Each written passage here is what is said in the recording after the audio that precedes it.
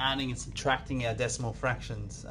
It becomes hard when we've got two different denominators, or it becomes a little bit more difficult. I won't say hard, but there is quite an easy way that we can go and make these two fractions that we can easily add together.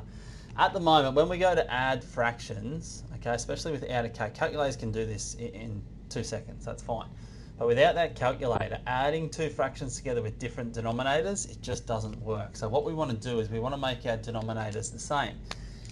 Looking at the number 10 and looking at the number 100, if we were to simply go and multiply that bottom by 10, that denominator by 10, we would all of a sudden have a fraction out of 100.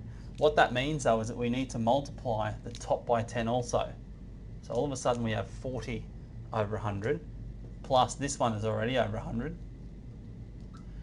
What we've got now is two fractions, okay, that we can easily add together because we have that common denominator. So we know my answer is going to be out of 100.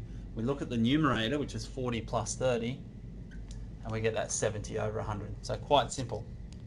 Okay, have a look here now at a little subtraction. Same sort of idea, guys. Okay, we've got two different denominators, and we need to make them the same so we can add them together. Same again, we're going to multiply this bottom denominator by 10.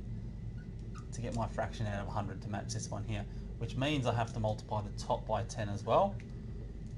And now I've got a fraction that I can easily subtract one from the other. 70 take 24 leaves me with 46 parts. Common denominator, that doesn't change, and we've got 46 over 100 there. Okay. All right, guys, coming up on the screen in a second, I'm going to ask you to pause. All right, there'll be some questions come up. Once they come up, hit pause on your video, then we'll go through the solutions real quick. All right, question 1 through 4 here. 2 on the left-hand side looking at adding some decimal fractions. 2 on the right-hand side looking at subtracting some decimal fractions. I am going to put a little star beside this one because that's probably going to challenge you a little bit, but stick with it. So hit pause, guys. We'll come back to the solutions in a second.